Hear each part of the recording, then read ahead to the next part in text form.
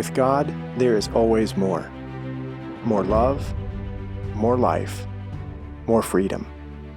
Welcome to Zoe's Exploring More with Michael Thompson.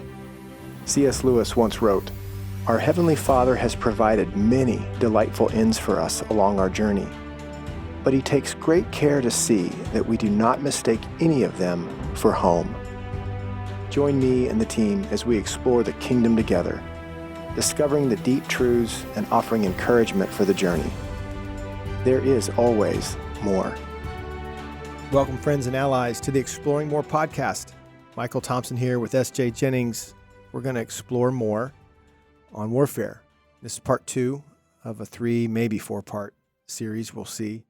But we've been exploring the reality of this. That's the point of this series. And last podcast, we really were trying to get the 40,000, maybe 10,000 foot view, just the larger story, the context of it all, to see it, to invite people to see the battle, the warfare that we're in, and begin to move with intention at how does this work? What are they doing? And I'd say in this episode, that we didn't get it in the last one, SJ, was as image bearers, if we're made for love, experiencing and enjoying intimacy and connectedness with God and one another, if that's the greatest commandment, if that's what's most important, if that's what we're made for, then on the onset here with warfare, I'd want to say that's what the enemy's trying to thwart. Sure. That's what the enemy's opposed to. Yeah.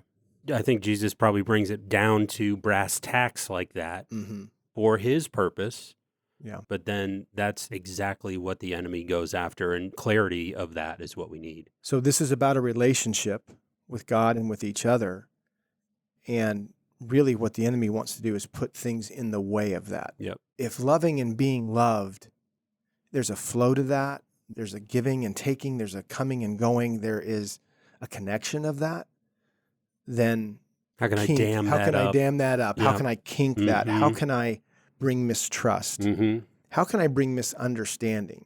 How can I bring misperceiving? How can I bring people into question?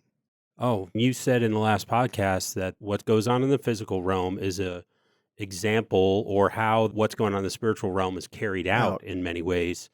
So how many of us had a dad that we really couldn't communicate with because things were said, things were left unsaid, things were done or left undone? You know, there were things in the way with our earthly fathers.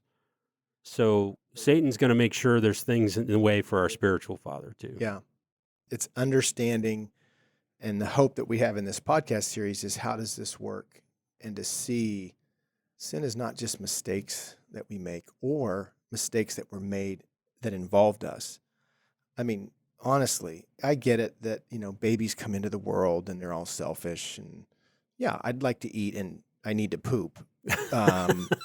If that's selfish, and so therefore I'm crying when either one of those is happening. I'm not sure that's the right crime to put on your 6-month-old, that they're selfish, but that's another conversation for another time. It probably depends on the connotation that comes along with selfishness, maybe. But to learn to be so impressionable along those early years, and to learn, honestly, from observation and experience, how this works. What do I need to do to survive? That's part of what we're talking about. And it is rigged in the almost opposite direction of coming to God for surviving. And it's depending on others, but then depending on myself to make others respond to my needs. I know that it's an innocent, wonderful, beautiful thing as an infant, but this fallen place that we live in, these are things that we didn't get to even talk about last week. Kingdoms and how they work. Princes, Prince of Peace, Prince of Darkness, light and dark, good and evil. And so when Jesus then, in Matthew 28, which we talked about last week, he reclaims his position as central in the story. Now all power and authority has been given to me. You have to go as the new Adam. Yeah, that's right, where Paul says in Romans, the first Adam and the second Adam. Absolutely. So what does it look like when the cross purchases our freedom, and the enemy themselves didn't know that it was for sale. Jesus is the one who comes and pays a ransom with his own life. I never saw the ransom note. It's really not talked about in Scripture. Right. And yet he bought us. Mm-hmm. He ransoms us and brings us out of the kingdom of darkness and into the kingdom of light, of the Son. That's a great example of what a good father does. It does. Yes. Sees things that his children don't see. Yes. And takes care of them for him.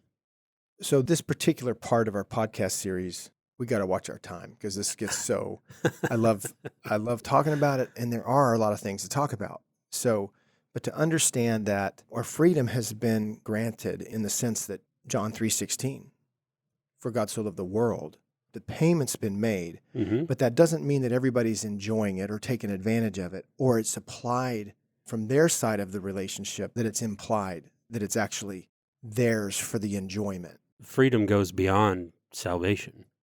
And yet, if you haven't signed the papers of your citizenship, that's the first step. You're not making the declaration of your will. Right. That I'm in. You're not taking the red pill if you don't do that. You got to take the red pill and get disconnected and so many and of have us, your own eyes opened. Well, SJ, and so many of us, even to say it this way is to mix metaphors, but so many of us came into the kingdom feeling beat on and beaten down, even coming into the kingdom with a reminder, you're the problem. Mm-hmm. You're the reason why Jesus had to die. A weekly reminder, at least. Sometimes. Mm-hmm. And the way that punishment, the way that can feel, it doesn't feel like grace. No, it sounds like shame to me. It feels like, yes. And so sometimes the enemy gets even the last word when we come in the kingdom, and that word can still be pretty functional and impactful in a believer's life. So what I want to say and what we want to talk about is what comes with us into our sonship and daughtership, what comes with us into this renovation that's now underway. So first of all, you got to get your citizenship in order. And yet things have happened to us. That's what we're going back to the beginning of this podcast. There's things that have happened to us that are actually have gotten in the way of trusting God, of trusting anyone, and somehow coming under the spell of I'm on my own. Yeah. And if it is to be, this is up to me. Up to me. Yeah. Until we get to the end of that. And that's where I think the enemy wants to just kind of get off of the oxygen hose from time to time. So we just have enough confidence once in a while that we might be able to make this work. I was just talking to a guy yesterday about some struggles he has in his life. And he was telling me what happens when he has an anxiety attack. And he was really wanting to come up with a different way. There must be some other way for me to get through this or to avoid it altogether. But a conversation I had with him was centered around how what he had been doing, which was really unhealthy at the end of the day and not healthy for all the people around him. But it was working. It was an antidote in the sense that, like you said, he could breathe a little bit. It was like he had been under the water and he just got his mouth and nose up and was able to take a breath again before he went back under again. And he just repeated this cycle over and over again. Yeah. And no, he wasn't dying. Yeah. But he wasn't living free. But we get into this routine of, okay, I'm going to come into this situation, whether it be anxiety or any of the other things like you just said we carry with us, even through citizenship and salvation. Yeah. We carry it across that line and we don't allow any more growth or any more freedom or anything else to go on because what we've been doing has sort of been working for us. I've been staying alive that way. Yeah. But that's not what Jesus wants. That's not the freedom that we're really talking about. And if the enemy can keep you bound in those things, if he can keep you to the place where you think, okay, well, if I can just get my head enough above water to gasp another breath before I go back under, at least I'm free in that regard. I can still be alive. But that is not what Jesus wants for us. And the irony is that we've gotten so used to that kind of life Oh, yeah. that even when we're brought up in the air to breathe freely, you almost feel like we're forced to plunge back. Or here down. Comes the agreement that you don't deserve it. Yeah, good word. And that's where we want to go. You talked about the Sermon on the Mount where Jesus actually gets into the interior not just your behavior, but actually up and into the interior of a man, of a woman, and talking about how you're thinking, what you're believing, and that's where this battleground really personally gets going. So there are people who have left impressions on you through your boyhood and girlhood. They have tried to tell you where you are, and they're the ones who told you what to do and how to do it. Think about it, 3-year-old, 5-year-old, 7-year-old, that you could interpret well the impressions of even the adults around you, and yet the feelings of insecurities, the feelings of fear, that the emotional charges of frustration and anger that you've watched happen to you is leaving impressions on you. And forcing you to figure out a coping mechanism. And creating a way to work with the enemy at creating what we've come to know as the false self. But it really starts in this sin nature thing. There's a lot of fertile ground for the enemy to work. And then you become a new creation. Well, the garden needs tending to. Mm-hmm.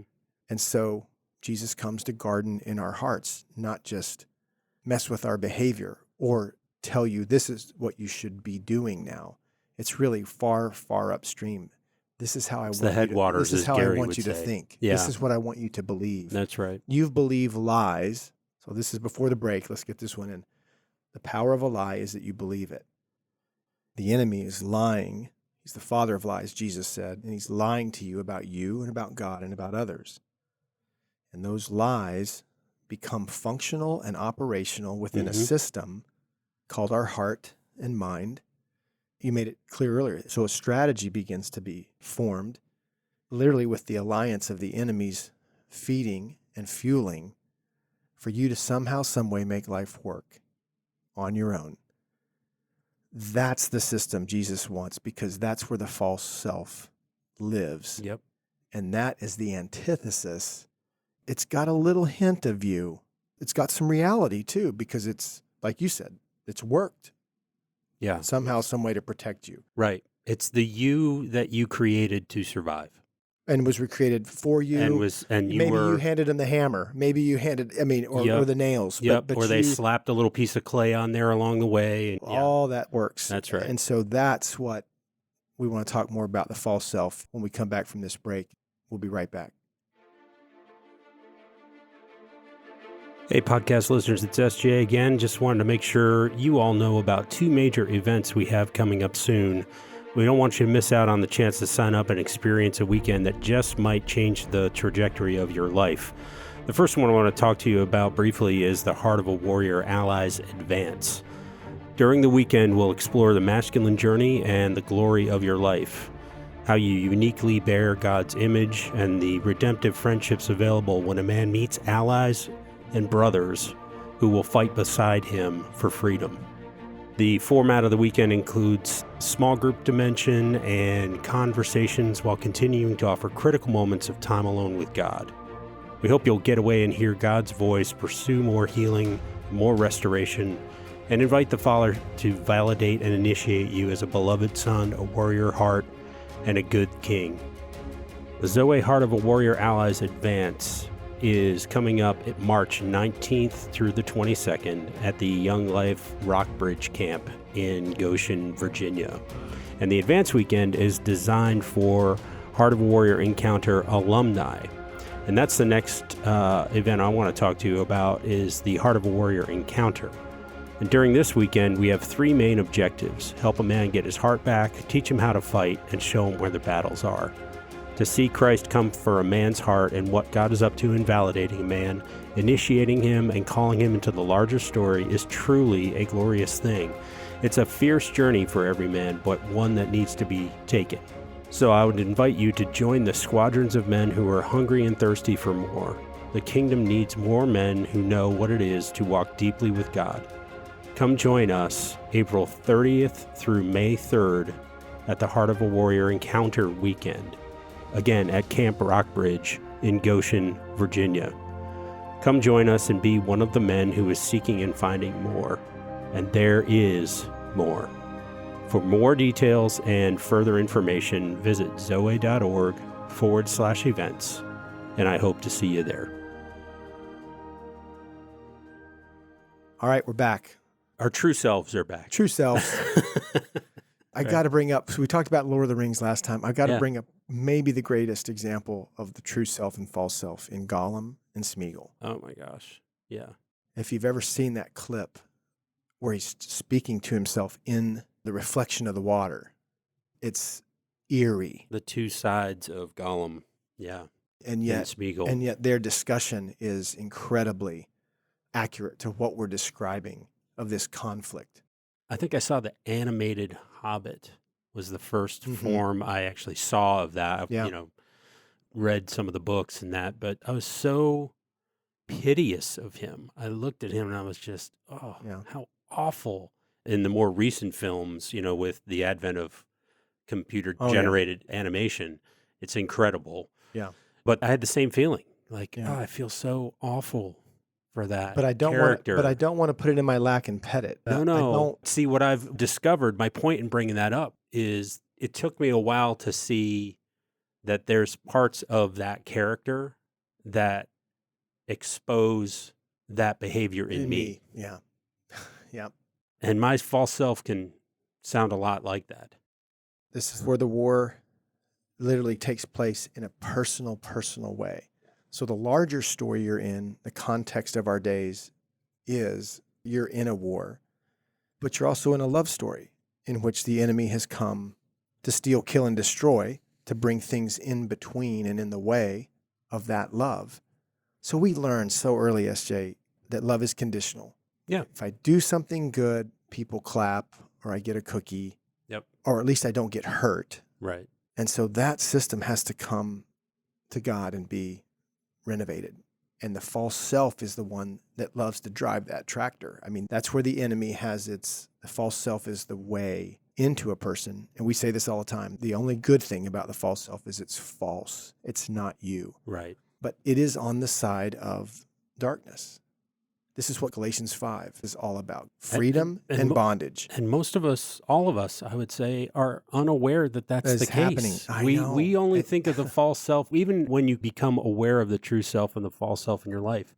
You recognize the false self at first, and it's kind of like, I survived because of that guy. Yeah. But it's not surviving the way that God wants you to survive. Survival is not what God wants for you. He wants you to thrive. Surviving with an infection. Yeah, that's right. So our friend Scott, who we love, he's been on the podcast several times. You said this, seeing this false self. You know who knows more about his type of leukemia than anybody I know? Yeah, Scott does. Him. Mm-hmm. And those who treat that kind. Mm-hmm. The oncologists who work in that field. Mm-hmm. So we're really saying something similar, that this false self, when you realize you have one, and then you start to do some research in a day-to-day basis of how it's affecting you, how it's infecting you. That's when we start to, but you have to see it first. You have to be able to recognize that it's there and understand that it's a problem. The symptoms are there, and instead of excusing them or worse, welcoming them, that's the kind of work that we're talking about in the spiritual battle for you, your true self, to come alive in Christ, align with Christ, and then to overthrow this thing that has been your imposter, and now the real rivalry battle begins. And for those of us who came to Christ early in life, I'm telling you, I was kind of kept in a coma as it related to this stuff. Mm-hmm. And at the same time, in my coma, I'm fed, do good, be nice, stop messing up, stop sinning, mm-hmm.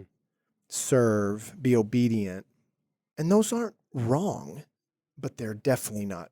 They're not abundant. Right, and abundant and full. And so I settled for a lower life, even in my faith in Christianity, for up till I was 38. And that's when, in God's kindness, he took my wheels off. What are you doing? I'm not going to go anywhere. Exactly. Exactly. Exactly. Right. We need to start dismantling this and introducing you to the true self and what's so entangled. And so the place to kind of finish this podcast today has to do with what creates, SJ, the false self. I was just going to say that. If we can kind of get in the microscope, because this is viral. Sure. There's Yeah. bacteria and There's Venus. people listening that are infected by this thing and they don't know what it is. It's Yeah. like, I don't understand. Why doesn't this happen for me? Why Right. won't, why? And even that person, your false self has a voice. Oh, yeah. That kind of crying out may or may not be you. Right. But when you are a casualty or a victim, I do not want to sound in any way insensitive, Mm-hmm. but the false self is that good at interrupting, intercepting, and actually, it's not even interrupting, intercepting. Most of the time, we believe that most believers live with a false self dominance. Yeah, it's not replying or retorting or It's coming pretty up much with a in comeback. charge. It's speaking first. Yeah. Every Yeah. now and then, your true self may rise up Right. and dethrone this thing until it's had enough of that. And the next circumstances come on and you kind of fall back into this way. We tried to put this in 270 pages and we're going to take 10 more minutes and try to cover it all, right? But the warfare, this is a podcast series on warfare. Yep. And there is a battle between your true self that's in alignment with God and the false self. And this is in a believer's life. There's a whole other warfare context for those who yet to know Christ's love. Right. How many believers are not experiencing the love of God that transforms them? Well, they think that the spiritual battle goes on exclusively outside Side. of their heart. I didn't either. I didn't understand the war between the kingdom of light and the kingdom of darkness is over your heart. Mm-hmm. And it takes place, and we can argue or talk about or try to unpack and understand where that all takes place. And In the heart, the mind, the body, the soul. I mean, the truth is it's internal. Yep. Regardless of where you think it really is, it's an internal struggle. And just to make a commercial for our next podcast series, when we talk about demons Yeah. and our encounters with Oh, demonic spirits Yeah. in people.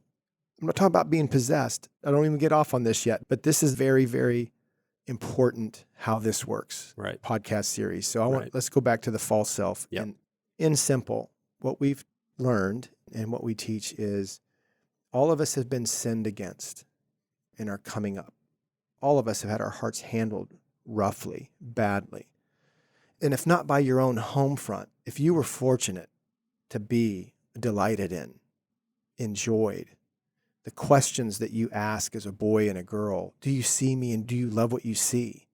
If those questions were answered well, lovingly, I do see you. I love you. I want to be with you.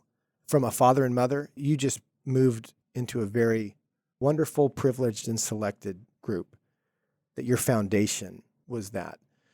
But by the next decade, we start moving into a larger world beyond the borders of the front yard and backyard. Interacting with more people. Upstairs and downstairs. Mm-hmm. And you start interacting with boys and girls who weren't beloved.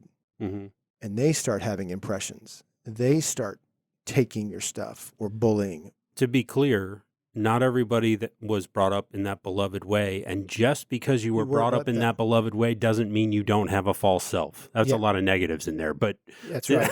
At the end of the day, spoken like a true eight. We all have. You're not immune. Yeah, no one's immune. Yep. No one's immune. The whole world, Satan will come down, and what was the scripture we referenced in the first one? The ancient serpent called the devil, or 12. Satan, Revelation 12, who leads the whole world astray. Yeah. No one's immune. Yeah. Waging war. So we're getting our arms around this idea that the false self has ingredients, and those ingredients actually come from the wounding. And I'm using that word in warfare intentionally. That in a war, people get wounded. Yeah. And the enemy comes to steal, kill, and destroy. John 10:10. I came that they might have life and have it to the full. The enemy comes to steal, kill, and destroy. That's a warfare passage. Right. It's not an evangelistic passage. No, not at all. And to understand that this false self system, this infection, it has substance and it has power in your life because it's lies that we've believed, and our wills matter. So it's the fueling of those lies by our belief. And that's what God wants to set us free from. So it's the dismembering of the false self. We come to Christ, and that is his mission. It's not just to get you across the border Yeah, it's not just stop at the foot of the cross. Into the kingdom where you can be and learn freedom, the rhythms of grace, Right. the ability to live and walk like Jesus did, and to continue to live in this incredible separation idea that he's just the buffer between you and the Father's punishment. The enemy has these little lies, even in theology. Yeah, cloaked as biblical truth. Biblical truth, sure. Yeah, the idea that you would come to the foot of the cross and receive the ransom, the gift of salvation, and then just stay there is not what Jesus intended either. He didn't stay on the cross. Aren't you glad? Yeah. Right? He actually makes it very clear to his first disciples that this is how it's going to go. I'm going to give you my power and authority, and I'm going to turn you loose. Right. As deputies, as sheriffs, as colonels and majors. You're going to have to learn how to wield it, but they did. Yes. And yes, we can too. Yeah. So what do you think is for the person that's listening and maybe hasn't engaged in any of this before, or maybe not at this level, what are the indicators of the false self? Like, how do you know which part of you is the false self and which part is the true self? Yeah. You used the word infection earlier, and I've got some medical training, so I immediately think, okay, most of the time when you get an infection, it's because of a wound. Yeah. Something's invaded. Yeah. Or you cut your arm open and it wasn't treated with antibiotics or whatever, and it turns into an infection. Right. So is all of the false self, do you think, all of the traits of the false self, are they all directly connected to woundedness, which then leads to vows, which then leads to agreements? Agreements, yeah. Yes. Yeah. Woundedness, father wounds, mother wounds. I mean, what we're really talking about is being sinned against and learning how to sin. Right. And so that's what the false self does. You're responsible for this. And that's, I think, why we want to get into the interior and invite Jesus into the deeper places. When we made agreements with lies, they have power in our lives now. So something happened that shamed you. And in that experience, here's a great example, SJ. In that experience, you hear the voice, you are an idiot. What's wrong with you? And when I experience that, it's, I'm an idiot. What's wrong with me? It sounds first person. It feels first person. And you could be 6, you could be 16. When you get older, you get so normalized to that way of thinking. We hear it all the time in the words that people use that are diminishing to themselves and sometimes even diminishing or accusatory towards others. So you asked this question just a few minutes ago, and the answer really is paying attention. How do you get free from the false self? Yeah. First, you have to recognize it. You have to recognize it. You have to recognize this isn't working. This isn't helpful. This isn't right. But you have to start observing your thoughts and your feelings and emotions. If lies can embed there and the truth can set you free, well, we got to get the lies out so that the truth can set you free. And we found over and over again that many of us believed, though we had a theology from the Baptist church, the Presbyterian church, the Methodist church, Catholic church, it doesn't matter. Whatever it is. Here's this standard of what you should believe. But what went down when you were young and what's been reinforced for a lot of your life, and again, if you got out of the first decade with a foundation of belovedness, but then the war hit your front door and things came at you to derail you and you felt ashamed that you couldn't talk to mom and dad, or maybe your mom and dad got divorced then. And so what you felt, if I'd cleaned my room more, if I'd have eaten my vegetables, if I'm making up some lighter ideas, but I can't tell you how many 30 and 40-year-olds who describe the event of the divorce in their family. Yeah. Or as bad. My mom and dad stayed together, but it was not good. So they awful. Slept in different rooms or whatever it was. Yeah, it was just... I saw no love. I saw no affection. They were cold. That's what I'm saying. So there's the overt and covert methods of what we are learning about how life works and how to make it work, how to protect ourselves, how to promote ourselves. And all of that has to go. That's how the enemy continues to keep us. Though we feel like we can come and go as we please, like we're free, you're not free. Yeah. When the false self is dominant, it is the enemy's ability to accuse you, abuse you, and actually use you to do that to others. In this old system. That's why you can't decorate your cell You can't decorate your POW camp. You can't. Mm-mm. To look like freedom. And I'm talking No, about it's believers. yeah. Oh, I was So one the of them. door's open. You got passes to come and go, but you seem to return home Yeah. to your cell. Hey, speaking from firsthand experience, I didn't realize I was in a cell. I thought I was living free. And more, God just kept revealing more and more to me along this journey. Mm-hmm. That's why it's not just, okay, we got your citizenship right, everything's good. Yeah. It's got to be a continual journey. And in this case, for us, this has been some years in the journeying, but the first couple were the hard ones because it was when I think God was moving some of the bigger blockages. Yeah. He wanted us awake. There was very little anesthesia. These surgeries, they felt relieving Mm-hmm. when we saw that this could be treated and we could turn it in. So here's the wounding moments, the wounding messages, the agreements with them, and then this strategy of I'll never need anybody again. I mean, it's charged too. We see people with tears. We see Yeah. people with anger.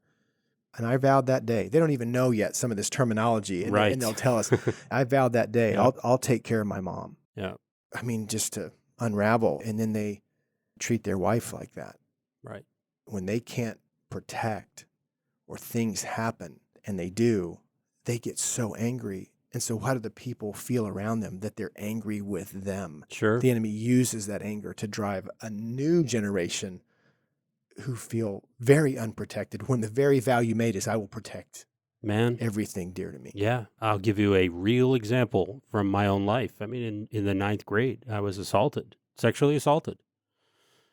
And it just back in September last year, we were at Heart of a Warrior West.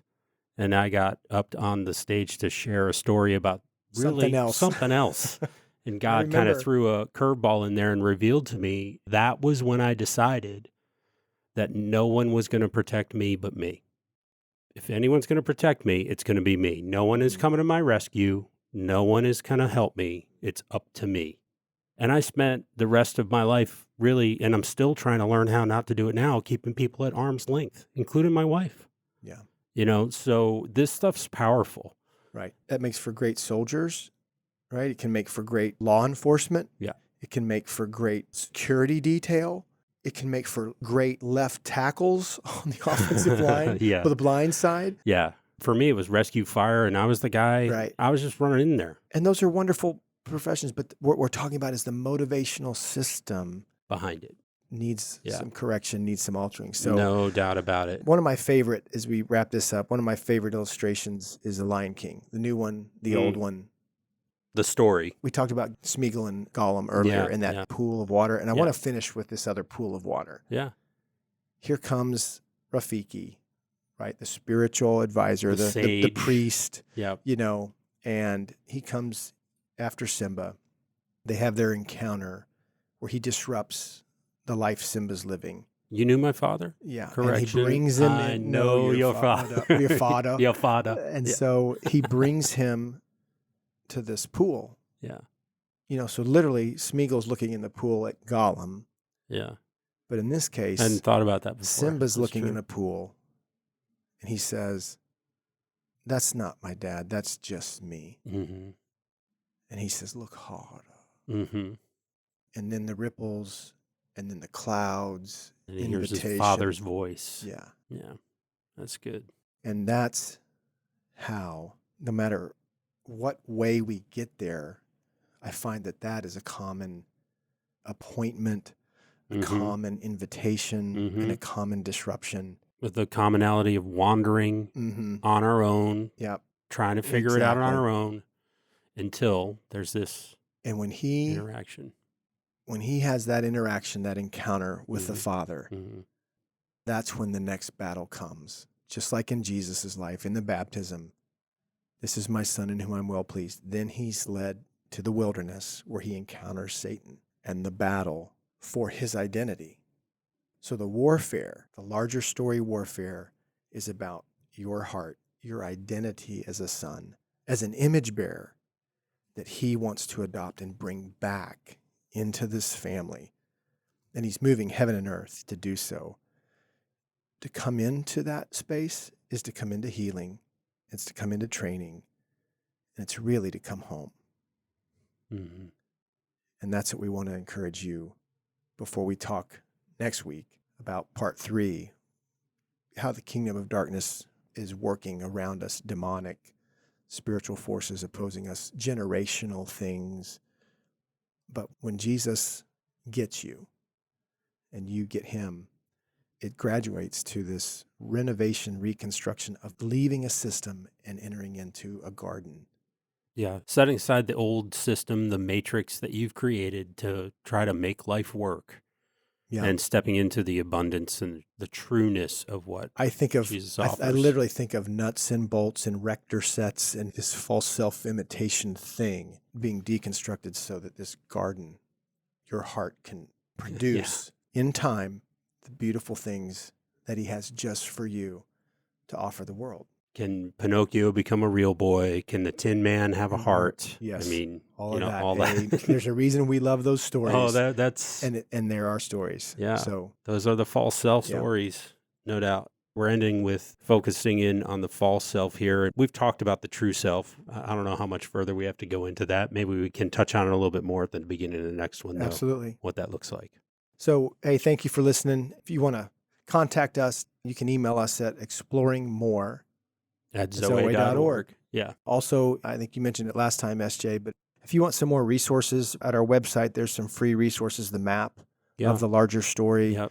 There's also a video, I think, too, that you can download of the Two Realms and Two Kingdoms talk. Right. The spiritual realm, the physical realm, the kingdom of light, the kingdom of darkness. Yeah, And we more on this from a conference when we recorded. about an some of this hour in a long, conference. I Yep. think. It's great. So It's great. invite you to do that. So Yep. Pick up a copy of The Heart of a Warrior. book, I mean, 8 chapters worth in That's in right. 45 minutes. You Yeah. know, but we love talking about it because we're constantly exploring more mhm. and learning more. Just like you said, just how this works, who we are in this story, and how good God is and the good that he's up to in our lives, restoring us, renovating us, and making us more and more ourselves, bringing us home. We'll see you next time on the Exploring More podcast. We hope you have enjoyed this episode of Exploring More. The landing page for this podcast is zoe.org/podcast. That's ZOWEH.org/podcast, where you can find the show notes and various platforms to which we broadcast. You can also find us and the Life of More by visiting Zoe on YouVersion Bible app, Right Now Media, our Facebook page, and Zoe on Instagram and Twitter. Remember, with God there is always more, and you were made for more.